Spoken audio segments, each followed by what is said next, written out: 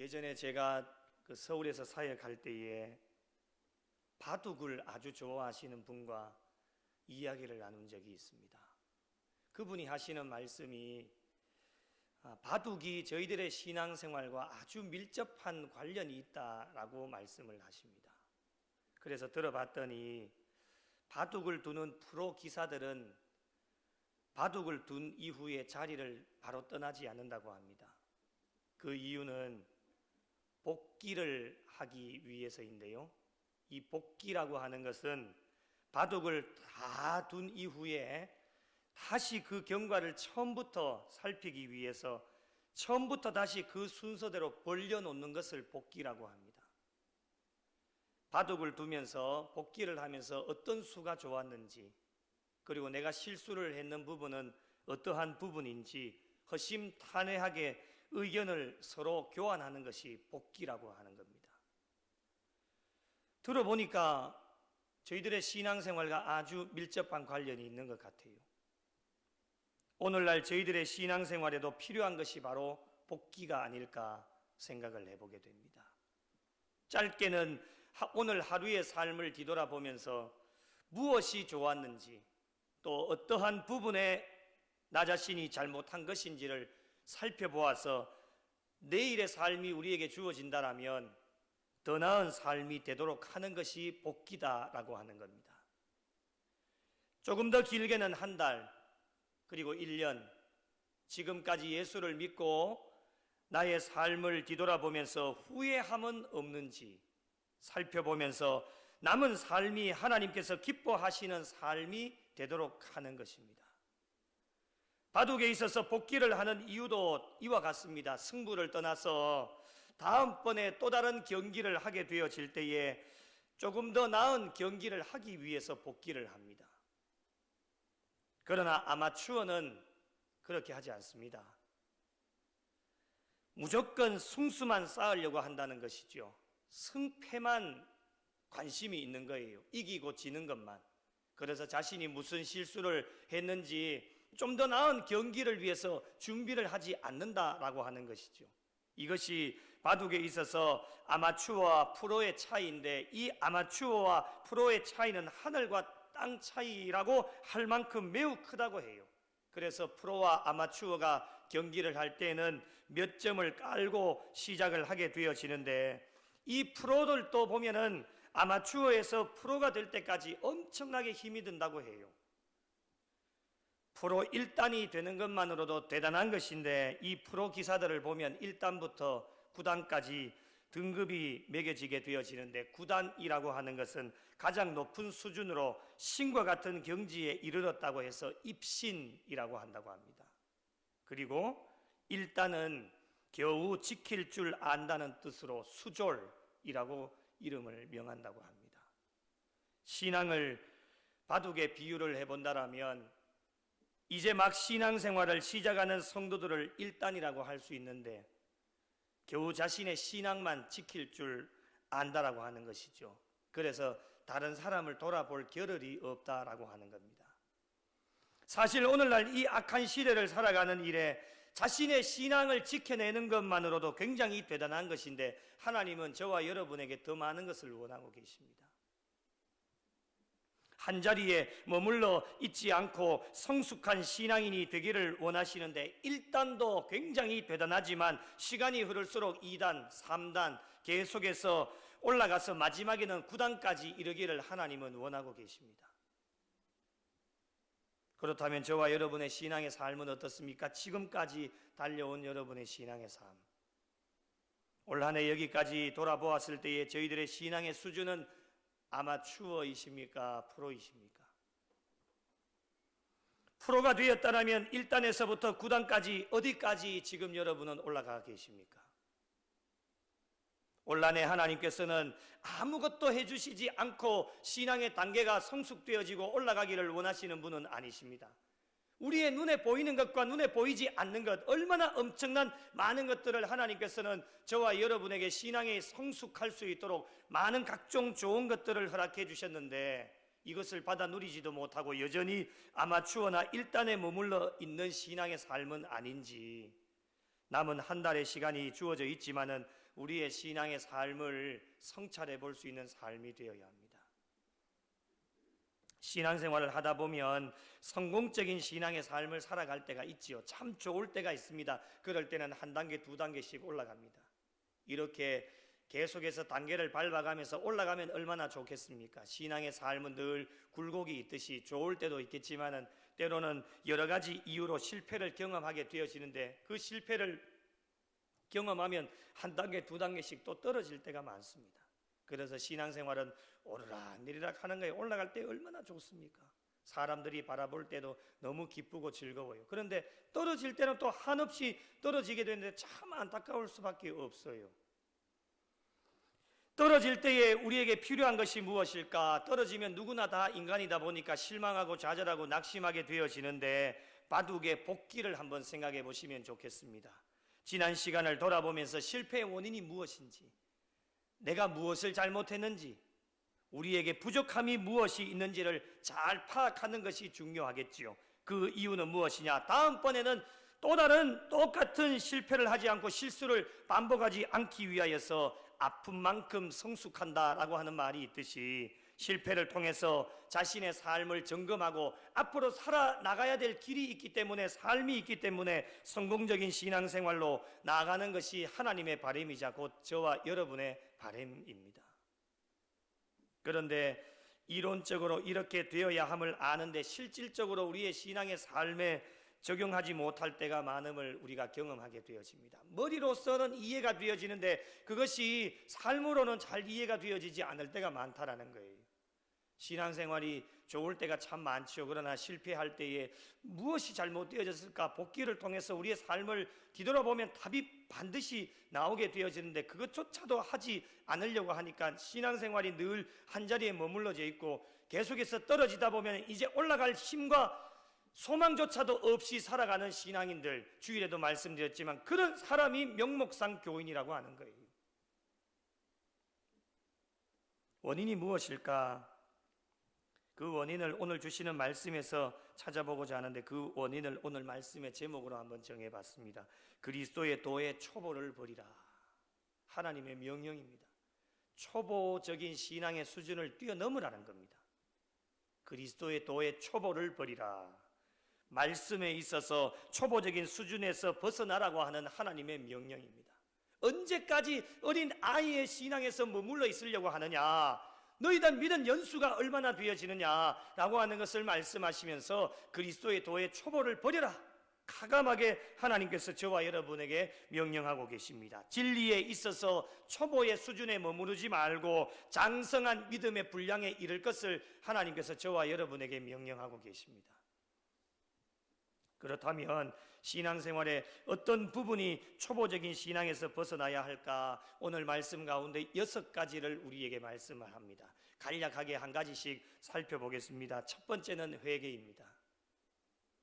회개는 하나님께로 돌아오는 것을 의미합니다.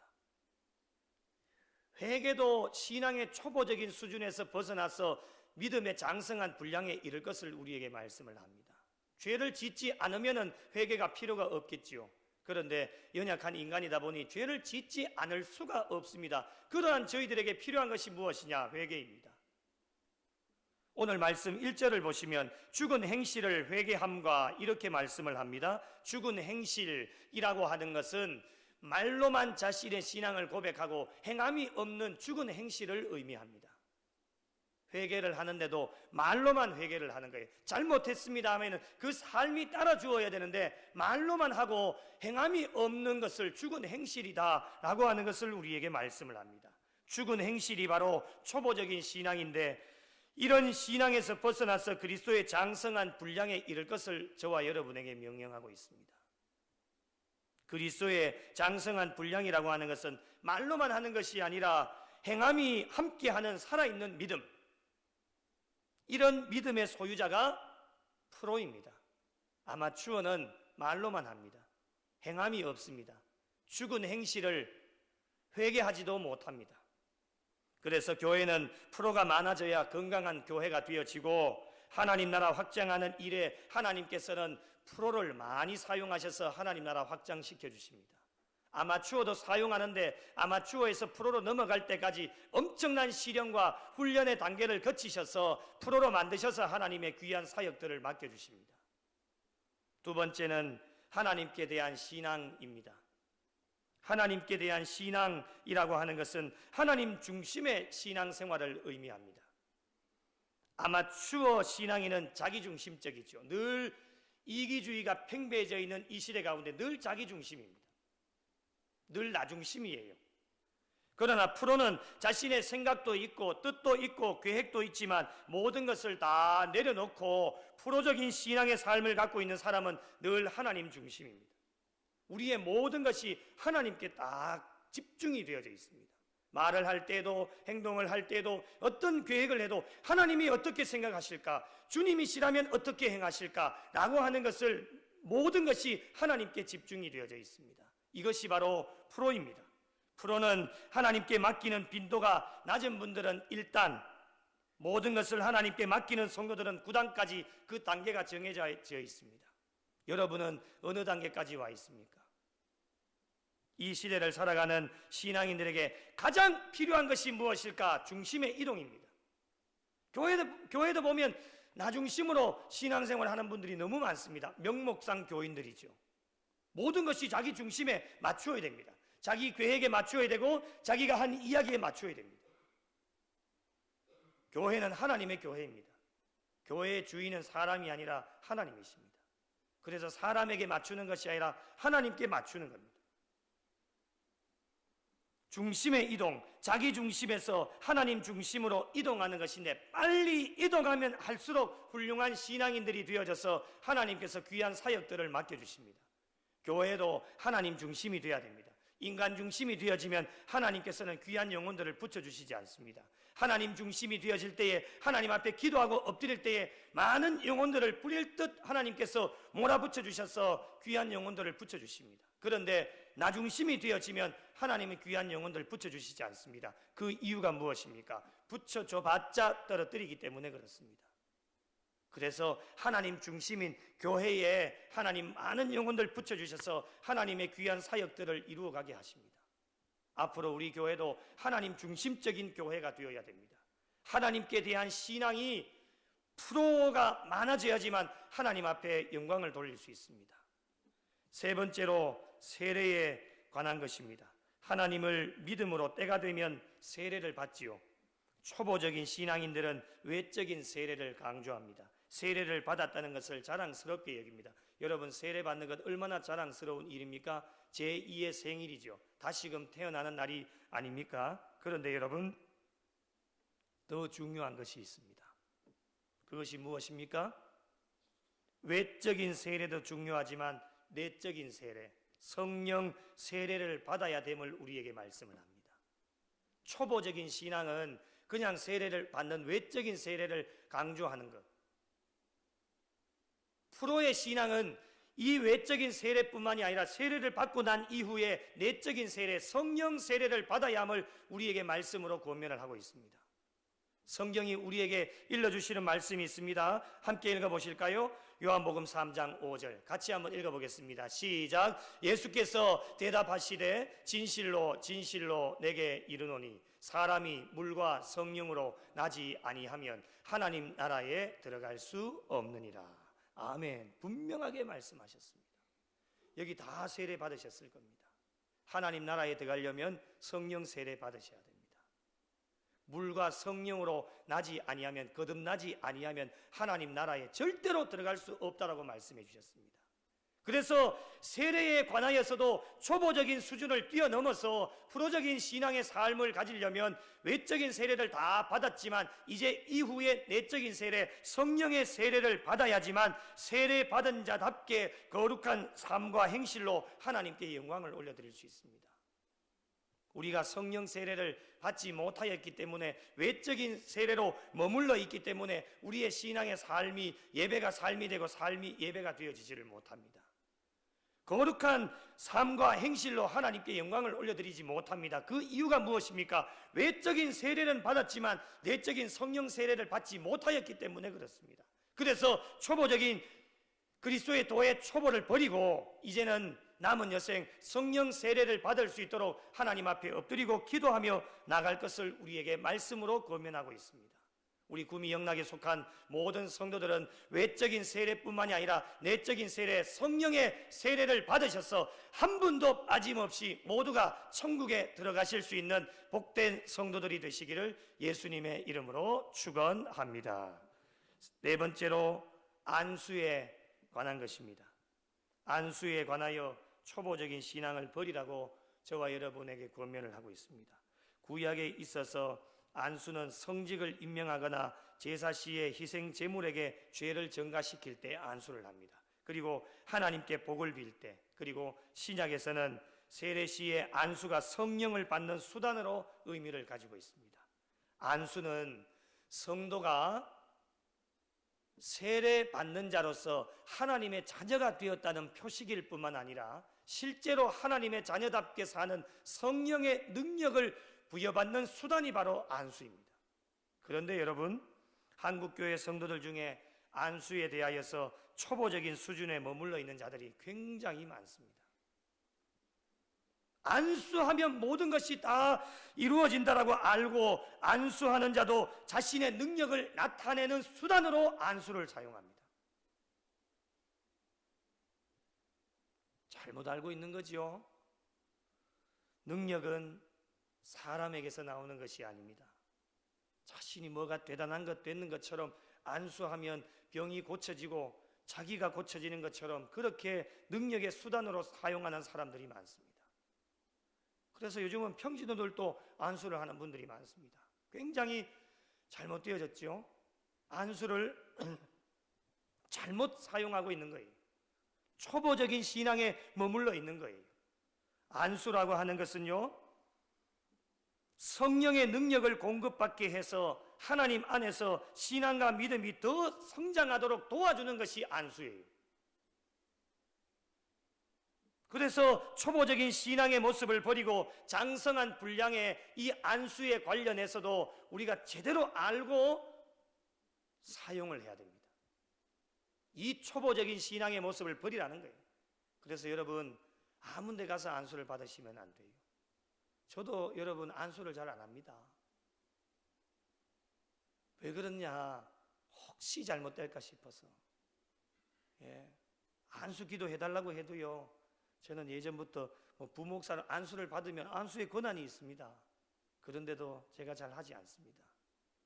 저는 감추어지고 그냥 안수를 하려고 해도 손에 그냥 몸에 어깨에 손을 올리거나 그렇게 해서, 여러분 꼭 손을 올린다고 능력이 들어가고 손을 대지 않는다고 능력이 들어가지 않는 게 아닙니다. 기도라고 하는 것은 하나님이 하시는 일이기 때문에 우리의 언어를 통해서도 충분히 하나님의 놀라운 능력이 나타날 수 있습니다. 그래서 이 안수라고 하는 것이 굉장히 위험한 것일 수도 있기 때문에 자제를 하는 것이죠. 저도 안수 기도를 잘 안 합니다. 하나님의 능력을 믿고 그분을 위하여서 성령의 능력을 공급받아서 하나님 안에서 그분의 신앙과 믿음이 더 성장할 수 있도록 더 기도해 주는 것이 중요하다라고 하는 것입니다. 그래서 이 안수에 관한 것도 초보적인 신앙을 버리고 안수에 관한 것을 제대로 알고 우리가 활용할 수 있어야 됩니다. 다섯 번째로 부활에 관하여서 우리에게 말씀을 합니다. 기독교에 있어서 가장 중요한 교리가 되겠지요. 부활에 관하여 바른 신앙을 가질 것을 우리에게 권면하는데, 여러분, 기독교의 부활은 오직 예수 그리스도의 십자가를 믿고 구원을 받은 자는 영생에, 그렇지 못한 자는 영벌에 이른다라고 하는 것이 기독교의 부활 교리입니다. 그런데 유대인들의 부활과는 예수 그리스도의 십자가의 도와는 무관하다, 그걸 인정하지 않는 거예요. 그러면서 가지는 부활이었습니다. 여러분, 초보적인 신앙관, 잘못된 신앙관입니다. 십자가의 도가 없이 어떻게 부활의 신앙이 있을 수 있단 말입니까? 십자가 없이는 부활 신앙도 없습니다. 죽어야 살지요. 그래서 프로 신앙인들은 십자가 신앙과 부활 신앙을 가지고 살아갑니다.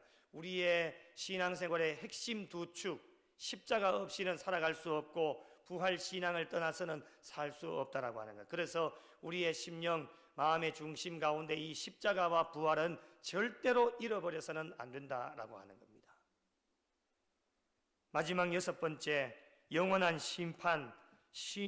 심판에 관한 올바른 신앙관을 가질 것을 권면을 하는데, 성도들은 하나님의 심판이 기다리고 있음을 늘 인식을 해야 됩니다. 하나님의 심판이 있기 때문에 행한 대로 보응을 받지요. 하나님의 자녀답게 살아야 되고 매 순간 의롭고 성결하게 살아야 될 것을 우리에게 말씀을 하시는데, 이것이 바로 프로신앙입니다. 아마추어는 그렇게 살지 않습니다. 자기 멋대로 삽니다. 행한 대로 보응을 받는데 그것을 입술로는 고백하지만 삶으로는 그렇게 살지를 않습니다. 나중 이후에 하나님의 심판이 임하게 되어지는데 그 심판을 두려워하지 않습니다. 아마추어 신앙입니다. 그러나 프로 신앙을 가지고 있는 사람은 나중에 행한 대로 보응을 받고 하나님의 심판이 기다리고 있기 때문에 매 순간순간 하나님 앞에 거룩한 삶으로 성결하게 살아가는 삶이 프로 신앙인들입니다. 초보 신앙인들은 어떻습니까? 영원한 심판이 있음에도 불구하고 하나님의 뜻이 아닌 자신의 뜻대로 행합니다. 하나님 아버지의 마음을 근심하게 하는 자들이죠. 이런 신앙에서 벗어나서 죄를 멀리하고 혹시라도 지은 죄가 있다면 회개하고 회개하였다면 똑같은 죄를 반복하지 않는 성숙한 신앙인으로 살아갈 것을 저와 여러분에게 권면하고 있습니다. 이것이 이 6가지가 사람의 힘만으로는 부족하고 올라간다고 노력하지만 인간은 한계가 있기 때문에 우리는 철저하게 하나님의 도우심을 받아야 됩니다.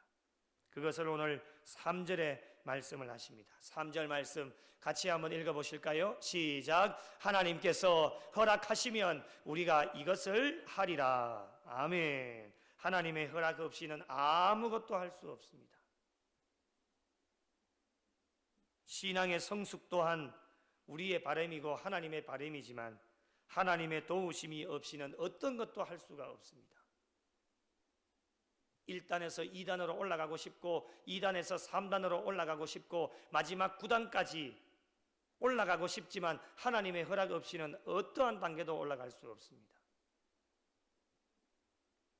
하나님이 허락하시면 모든 것이 가능합니다. 우리는 부족하고 연약하고 아무것도 할 수 없지만 하나님이 허락하시면 우리가 이것을 하리라 말씀해 주셨기 때문에 하나님께서 허락하시면 우리는 연약하고 부족하지만 하나님이 저와 여러분을 통해서 일하게 되시는 겁니다. 그러므로 하나님께서 기뻐하시는 신앙의 성숙을 위하여서는 날마다 하나님을 의지할 수밖에 없는 것입니다. 하나님을 의지할 때 신앙의 성숙함을 이룰 수 있고 하나님을 의지할 때 그리스도의 도의 초보를 버리고 장성한 믿음의 분량에 이를 수가 있는 것입니다. 여러분, 장성한 믿음의 분량에 이르러야 악한 이 시대 가운데 타락하지 않고 온전한 신앙의 삶을 살아갈 수가 있습니다. 이미 저와 여러분은 예수를 믿고 신앙생활을 하고 있습니다. 타락하지 않도록 늘 깨어 기도할 수 있어야 됩니다. 되돌릴 수 있습니까? 예수 믿은 것 되돌릴 수가 없습니다. 되돌리려고 해도 안 됩니다. 이제는 여러분이 이미 결정하고 오직 나와 내 집은 여호와를 섬기겠노라 결정하고 들어오셨기 때문에 되돌아갈 수도 없습니다. 이제 우리에게 주어진 사명은 온전한 신앙의 삶을 달려가고 타락하지 않도록 늘 깨어 기도하는 일이 참 중요합니다. 여러분, 타락이 얼마나 무서운 것인지 오늘 말씀에 표현을 하고 있는데 6절 말씀을 한번 읽어보실까요? 함께 읽겠습니다. 시작. 타락한 자들은 다시 새롭게 하여 회개하게 할 수 없나니 이는 그들이 하나님의 아들을 다시 십자가에 못 박아 드러내놓고 욕되게 함이라. 아멘. 새롭게 하여 회개할 수 없다 단호하게 말씀하십니다. 타락이 이만큼 무서운 겁니다. 예수님을 다시 십자가에 못 박아서 드러내놓고 욕되게 하는 겁니다. 얼마나 심각한 일인지 말씀을 통해 저희들에게 깨우쳐 주십니다. 기독교의 이미지가 떨어진 이유가 무엇일까? 여러 가지 이유가 있겠지만 타락한 기독교인들 때문입니다. 변질되어졌다 하지요. 배신하는 겁니다. 그러면서도 그 끈은 붙잡고 있으면서 구원받으려고 합니다. 지옥 불구덩이가 얼마나 뜨거운지 알고 있기 때문에 지옥에는 들어가기 싫고 천국에는 들어가고 싶어 합니다. 천국에 들어가려면 모든 것을 내려놓고 주님의 십자가를 지고 따라가야 되는데 십자가는 지려고 하는 사람들이 없습니다. 하나님께 복을 받고 싶지만 그 복을 받으려면 주어진 십자가를 져야 되는데 십자가를 지지 않으려고 합니다. 십자가는 피하려고 합니다. 십자가가 주어지면 내팽개쳐 버립니다. 그 사람들이 타락한 기독교인들입니다. 그 사람들 때문에 기독교의 이미지가 지금 떨어지고 많은 사람들이 회복하려고 노력하지만 절망적으로 이야기하는 분들은 회복하기가 어렵다라고 이야기를 합니다. 저는 그 말에 동의할 수가 없습니다. 사람은 안 된다 해도 하나님은 하실 수 있습니다. 하나님이면 가능합니다. 그렇기 때문에 우리가 오늘 또 부족하고 연약하지만 다른 사람 탓할 것 있겠습니까? 나 때문이지요. 내가 타락했기 때문에, 내가 죄를 지었기 때문에 이 시대가, 이 구미 땅이 이렇게 되어졌다라고 하는 것. 기독교의 이미지가 누구 때문이 아닌 나 때문에, 내가 신앙생활 열심히 하지 못하였기 때문에 내가 기독교의 이미지를 떨어뜨렸다라고 하는 것 자책하면서 하나님 앞에 더 엎드려서 나는 할 수 없지만 하나님만은 하실 수 있다라고 하는 이 믿음 가지고 오늘 또 주어진 일에 열심으로 최선을 다해 달려가는 것 뿐입니다. 여러분, 타락한 기독교인들 잘 믿다가 낙심하여 실족한 자들 때문에 복음의 문이 막힙니다. 본인도 천국에 들어갈 수 없지만, 본인만 못 들어가면 괜찮겠지만은 다른 사람들이 구원의 반열에 속하는 것까지도 막게 되어지는 상황에 놓여지게 되었으니 여러분 얼마나 심각한 상황입니까? 그러므로 아무리 힘들고 어려운 일이 있어도 저와 여러분 끝까지 참고 인내하면서 하나님을 떠나는 일이 없어야 됩니다. 배신하지 마시고 변질되지 마시고, 옆에 있는 분이 변질될 때는 누군가는 이야기를 해주십시오.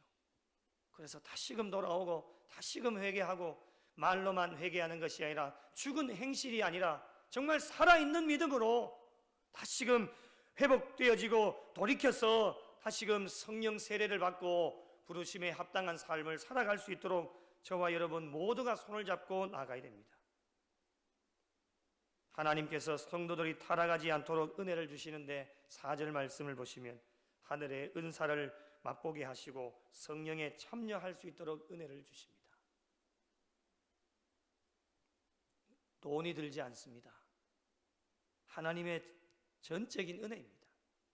하늘의 은사를 맛보게 하시고 성령에 참여할 수 있도록 은혜를 주시고, 5절 말씀을 보시면 하나님의 선한 말씀과 내세의 능력을 맛볼 수 있는 은혜를 저와 여러분에게 주십니다. 우리의 힘으로 할 수 있는 것입니까? 할 수 없는 겁니다.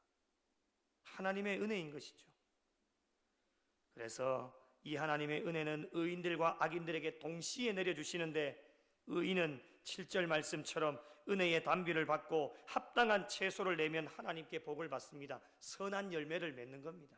그런데 여러분, 악인들은 동일한 은혜를 베풀어 주심에도 불구하고 8절 말씀에 보시면 은혜의 단비를 받고 가시와 엉겅퀴를 내면 버림을 받고 불사름을 받게 된다라고 말씀을 합니다. 여러분, 선택의 몫은 다른 사람이 해주지 않습니다. 저와 여러분에게 달려 있습니다. 여러분이 의인의 삶을 살 것인가, 악인의 삶을 살 것인가, 동일한 하나님의 은혜를 베풀어 주시는데 어떠한 것을 선택하느냐에 따라서 하나님께 복을 받을 수도 있고 불사람을 받게 되어질 수도 있습니다. 사랑하는 성도 여러분, 저희들의 남은 여생, 저희들의 신앙의 단계가 어디에 머물러 있는지 꼭 살펴보시고 초보적인 신앙에서 벗어나셔서 믿음의 장성한 분량에 이를 수 있도록 오늘 주신 6가지 회개와 하나님께 대한 신앙과 세례와 안수와 부활과 영원한 심판에 관한 올바른 신앙관을 가지시고 달려가셔서 어떠한 유혹 속에서도 절대로 배신하거나 타락하지 마시고 하나님을 욕되게 하지 마시고 예수 그리스도를 다시금 십자가에 못 박는 일이 없도록 날마다 하나님의 은혜의 단비를 공급받으셔서 풍성한 열매를 맺으셔서 하나님께 영광 돌리시고 남은 여생도 주님 앞에 가시는 그날까지 그리스도의 도의 초보를 버리시고 신앙의 성숙함을 이루셔서 이 땅에서도 복을 받고 마지막 심판대 앞에 섰을 때에 잘하였도다 착하고 충성된 종이라고 칭찬을 받으실 수 있도록 끝까지 최선을 다해 달려가서 하나님께 영광이 되어지고 하나님을 기쁘시게 해드리실 수 있는 우리 교회와 복된 성도들의 삶이 되시기를 예수님의 이름으로 간절히 축원합니다. 함께 기도합니다.